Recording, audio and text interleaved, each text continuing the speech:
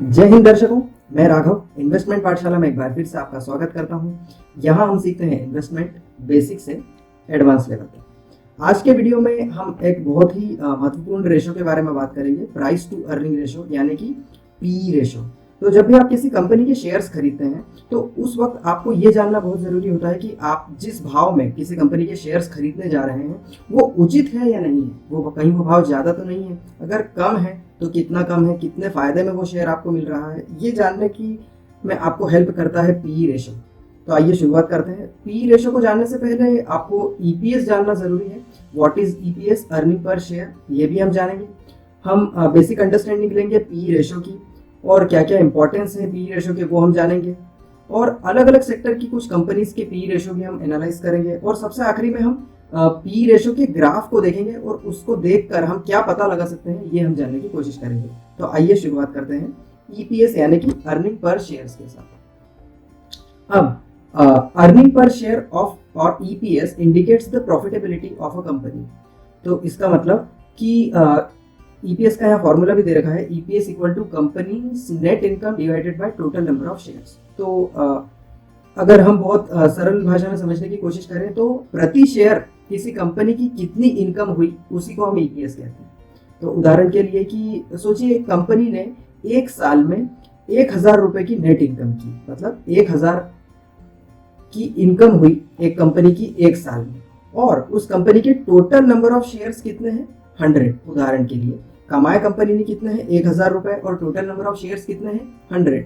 तो प्रति share company की इनकम कितनी है 1000 divided by total number of shares, मतलब 1000 यानी कि कंपनीज नेट इनकम जो कि हमारे एग्जांपल में है 1000 rupees divided by total number of shares कितने हैं 100। तो आप नेट इनकम से शेयर्स को नंबर ऑफ शेयर्स को डिवाइड कर देंगे तो एक शेयर के पीछे कंपनी की कितनी इनकम हुई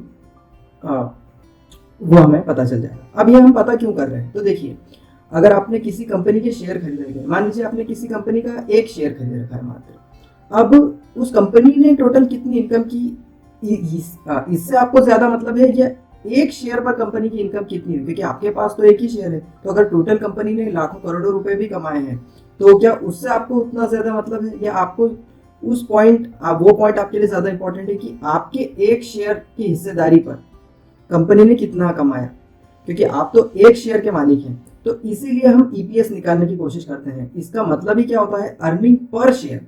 तो अगर टोटल कंपनी ने 1000 रुपए कमाए और उसके total number of shares market में 100 हैं, तो 1000 डिवाइडेड बाय 100 मतलब 10 रुपए प्रति शेयर की कंपनी की इनकम हो जाएगी। इसी तरीके से अगर कंपनी ने 2000 रुपए कमाए हैं तो टोटल नंबर ऑफ शेयर्स तो 100 ही है, तो 20 रुपए पर शेयर की शेयर इनकम हो गई।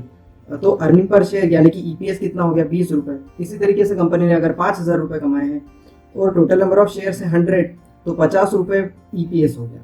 तो ये जाना हमने ईपीएस के बारे में। अब यहाँ एक पॉइंट और है, द हायर द अर्निंग्स पर share of a company the better is it's profitability. जाहिर सी बात है कि जितना ज्यादा ईपीएस होगा कंपनी की प्रॉफिटेबिलिटी उतनी ज्यादा है। तो अगर अब ईपीएस ज्यादा कब होगा, जब कंपनी ज्यादा कमाएगी, और ज्यादा कमाएगी तो प्रॉफिटेबिलिटी ज्यादा होगी। तो जितना ज्यादा कंपनी का ईपीएस हो उतना अच्छा। तो अगर आप किसी कंपनी के पिछले 5 या 7 सालों का ईपीएस देखें और अगर वो बढ़ते ही जा रहा है तो ये काफी अच्छी बात है। अब आइए, ईपीएस तो हमने समझ लिया, अब पी रेशो क्या होता है ये समझने की कोशिश करते हैं। अब देखिए आपने प्रति शेयर कंपनी ने कितना कमाया ये तो आपने पता कर लिया। मान लीजिए कि आप कोई शेयर खरीदना चाहते हैं, किसी कंपनी का कोई एक शेयर आप खरीदना चाहते हैं और उस शेयर की कीमत है 100 रुपए। उस शेयर की कीमत है 100 रुपए। ध्यान से सुनिए, आप किसी कंपनी का कोई शेयर खरीदने जा रहे हैं, उस कंपनी की बाजार में अभी जो उस शेयर एक शेयर का भाव चल रहा है वो है 100 रुपए, और उस कंपनी का ईपीएस मतलब प्रति शेयर उस कंपनी की कमाई है 10 रुपए।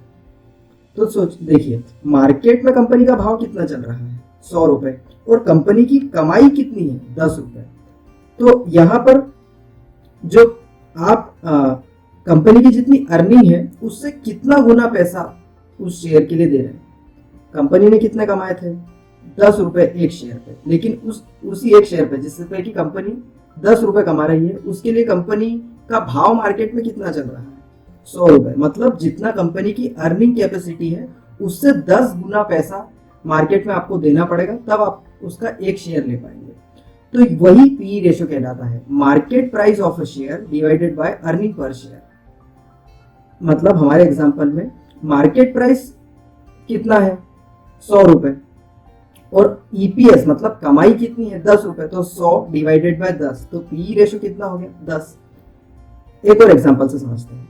मान लीजिए कि मार्केट प्राइस जो है वो 200 रुपए चल रहा है और कंपनी का जो ईपीएस है वो चल रहा है 10, मतलब एक साल की जो कंपनी की कमाई थी एक शेयर के लिए वो 10 थी, तो 200 डिवाइडेड बाय 10 तो 20 आया, तो ये 20 पी रेशो। अब ये पी रेशो हम निकालने की कोशिश क्यों कर रहे हैं, आइए इसे एक एग्जांपल से समझते हैं। तो मान लीजिए कि आपके एरिया में कोई ग्रोसरी शॉप है जिसे आप खरीदना चाहते हैं। अब ग्रोसरी शॉप वाला आपसे कहता है कि देखिए मेरी जो ग्रोसरी शॉप है वो एक साल में 1 लाख रुपए की इनकम करती है, मतलब 1 लाख रुपए इनकम आपको देगी वो ग्रोसरी शॉप अगर आप उसे खरीदते हैं, 1 लाख रुपए पर ईयर। अब आप कहेंगे ये तो अच्छी बात है कि ठीक है ये ग्रोसरी शॉप में खरीद लेता हूँ और पर ईयर मुझे 1 लाख रुपए की इनकम देगी, ठीक है। लेकिन अब आप उससे कीमत पूछते हैं कि ठीक है आप कितनी कीमत चाहते हैं इस शॉप के लिए, और वो कहता है कि मैं इस शॉप के लिए 20 लाख रुपए चाहता हूँ। मतलब वो शॉप पर ईयर आपको कितना कमा के दे रही है, 1 लाख रुपए, लेकिन शॉप का ओनर आपसे इकट्ठे 20 लाख रुपए मांग रहा है। तो यही पी रेशो होता है। तो पी रेशो क्या हुआ कि जितना वो शॉप कमा रही है उसका कितना गुना आपको देना पड़ रहा है उस शॉप को खरीदने के लिए। तो शॉप की कमाई कितनी है, 1 लाख रुपए पर ईयर, लेकिन आपको पे कितना करने पड़ेंगे, 20 लाख रुपए, यानी कि 20 गुना उसकी कमाई से, उसकी कमाई का टोटल 20 गुना आप पे करेंगे तब वो शॉप आपकी होगी। तो यही 20 को हम कहते हैं पी रेशो। अब आपको शायद बात समझ में आ गई होगी कि market price of a share divided by earning per share, मतलब मार्केट प्राइस उस बिजनेस का कितना चल रहा है, या फिर हमारे एग्जांपल में उस शॉप का कितना चल रहा है, 20 लाख रुपए, और उसकी अर्निंग कितनी है, 1 लाख रुपए, तो पी हो गया 20। और जब यही बात जब हम शेयर के लिए करते हैं तो market price of a share divided by earning per share. अब एक पॉइंट और पढ़िए, the P ratio helps investors determine the market value of a stock as compared to the company's earning. एक और पॉइंट लिखा है, the P shows whether a company's stock price is over valued और under valued. ये बहुत ही important point है। तो सोचिए उसी ग्रोसरी शॉप पर एक बार दोबारा चलते हैं। अगर वही ओनर आपसे कहता जो आपको ग्रोसरी शॉप सेल कर रहा है कि ये ग्रोसरी शॉप में 1 करोड़ रुपए में बेचूंगा, तो क्या वो सस्ती होती? देखिए वो बिजनेस तो बहुत अच्छा है क्योंकि वो कंसिस्टेंटली आपको 1 लाख रुपए तो कमा के दे ही रहा है, हो सकता है भविष्य में और ज्यादा भी कमाई करके दे दे। लेकिन क्या अभी वो ओनर या फिर क्या अभी उस शॉप की कीमत सस्ती चल रही है? जी नहीं, शॉप पर ईयर 1 लाख रुपए कमा रही है, लेकिन उसी शॉप के लिए आपको पे कितना करना पड़ रहा है? उस शॉप को खरीदने के लिए आपको 1 करोड़ रुपए यानी कि 100 गुना, एक साल की अर्निंग का 100 गुना आपको पे करना पड़ रहा है। तो वही पी रेशो कहलाता है। तो यहाँ पे हमें पता चलता है कि वो ओवर वैल्यूड है, अंडर वैल्यूड। तो देखिए जब मार्केट में शेयर का भाव तो उतार चढ़ाव करते रहता है, हो सकता है कोई नेगेटिव न्यूज आ जाए और अचानक से किसी शेयर का प्राइस बहुत नीचे चले जाए कुछ ही दिनों में, लेकिन लॉन्ग टर्म में वो बिजनेस काफी अच्छा ही करेगा ऐसा आपको उम्मीद है। तो वहां पर हो सकता है आपको कोई अंडर वैल्यूड चीज मिल जाए, या फिर इसका उल्टा भी हो सकता है, मार्केट में बहुत ज्यादा पॉजिटिविटी है और कीमतें काफी हाई है, तो ये भी हो सकता है। तो वो हमें पी रेशो से पता चलता है। अब यहाँ पर हमने पी रेशोज कंपेयर करने की कोशिश की है कुछ अलग अलग सेक्टर की कंपनीज का। तो देखिए एचडीएफसी बैंक का पी रेशो जो अभी की कंडीशन में चल रहा है 20 के आसपास, अप्रोक्सीमेट फिगर्स यहाँ पर दिए हुए हैं।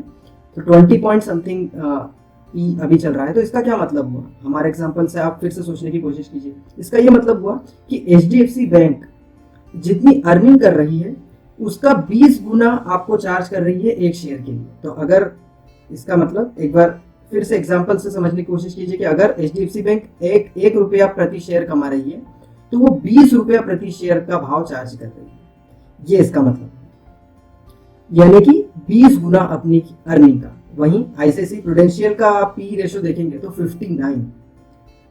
अब ऐसा क्यों कि एचडीएफसी बैंक का पी रेशो, मतलब एचडीएफसी बैंक जैसे बिजनेस के लिए लोग अभी 20 गुना पैसा ही देने को तैयार है, लेकिन आईसीआईसीआई प्रूडेंशियल जो कि एक लाइफ इंश्योरेंस कंपनी है उसके लिए 59 टाइम्स अर्निंग 59 टाइम्स पैसा देने के लिए तैयार है।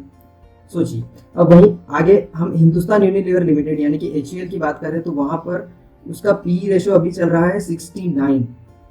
TCS टाटा कंसल्टेंसी सर्विसेज का पी रेशो अगर आप देखेंगे तो 28।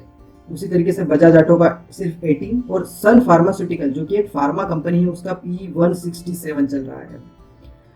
अब आप करंट मार्केट कंडीशंस के हिसाब से सोचने की कोशिश कीजिए कि किसी एक फार्मा कंपनी के लिए मार्केट में जो कीमत चल रही है एक शेयर की वो उसकी अर्निंग की 167 टाइम्स चल रही है। मतलब अगर अभी की ही अर्निंग कंपनी करते जाए अगले 167 सालों तक तब जाकर खरीदने वाले को पूरी कीमत वसूल होगी 167 ईयर्स।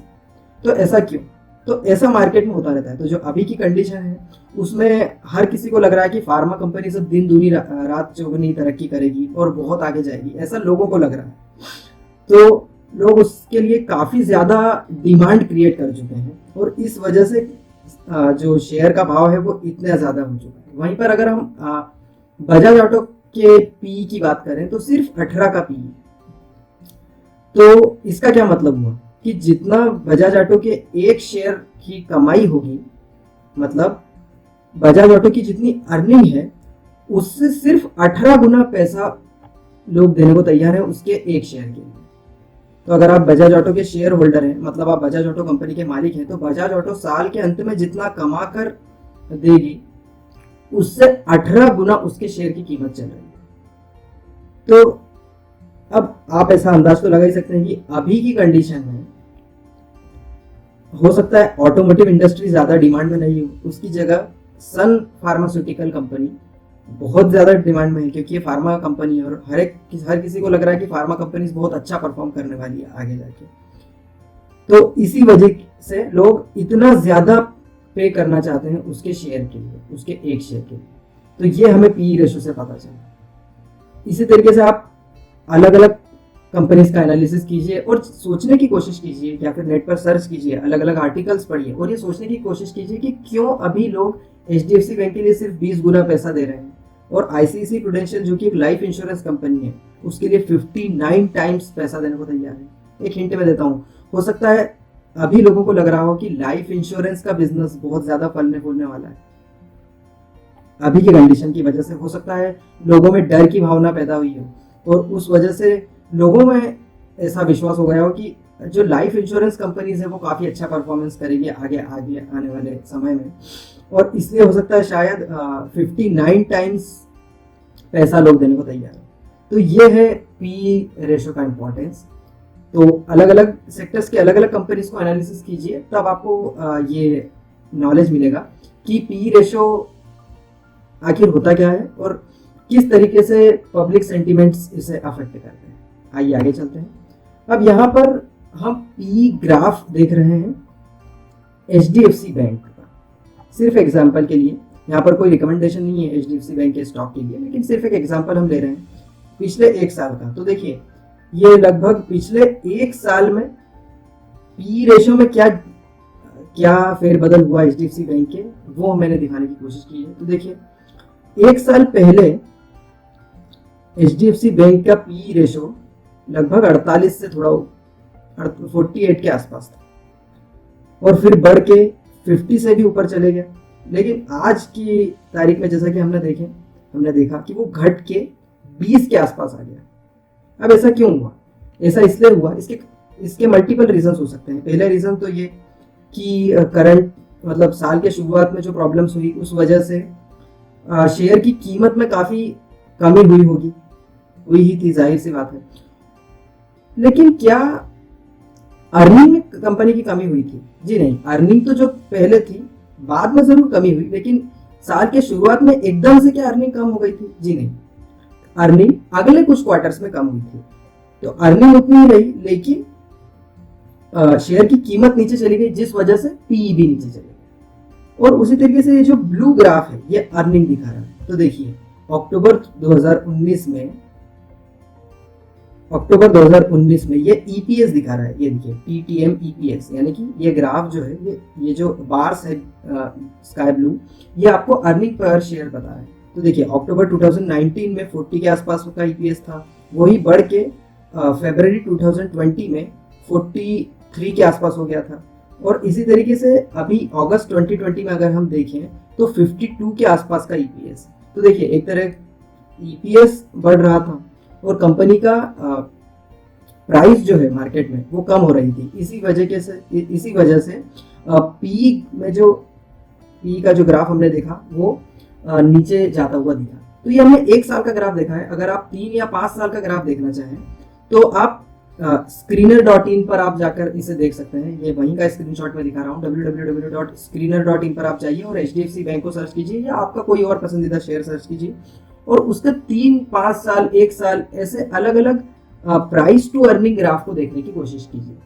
अब यहाँ पर जब पी नीचे जाता है, देखिए जब पी नीचे गया तो ये एक साइन हो सकता है कि इस वक्त, हो सकता है 100% श्योर नहीं, लेकिन ये हो सकता है इस वक्त कंपनी का जो प्राइस है वो सस्ता चल रहा है। देखिए पहले उसी कंपनी का जब मार्केट कंडीशंस काफी अच्छी थी तो 51, 52 के आसपास का पीई था, लेकिन अभी जो टेम्पररी प्रॉब्लम्स हुई, ये प्रॉब्लम टेम्पररी है, आगे प्रॉब्लम खत्म हो जाएगी होपफुली और फिर से इकोनॉमी ग्रो करेगी, बैंकिंग सिस्टम ग्रो करेगा। तो क्या ये पी रेशो इतना ही बना रहेगा या कंपनी या क्या प्राइस इतना ही बना रहेगा? ये एनालिसिस आप यहाँ से कर सकते हैं कि सस्ता चल रहा है अभी या महंगा चल रहा है। ये आप पी ग्राफ को देख के पता करने की कोशिश कर सकते हैं। तो देखिए 1 साल पहले ये काफी महंगा चल रहा था, पी रेशो काफी ऊपर था, लेकिन अभी आप देखेंगे तो पी रेशो काफी नीचे चल रहा है। और अगर आपको लगता है कि आगे HDFC बैंक अच्छा करेगा और अभी हाल फिलहाल में उसका पी रेशो कम चल रहा है, मतलब उसका प्राइस कम चल रहा है, तो ये आपको इन्वेस्टमेंट डिसीजन में हेल्प करेगा। आपको ये पता करने में हेल्प मिलेगी कि आपको इस कंपनी के शेयर्स खरीदना है या नहीं।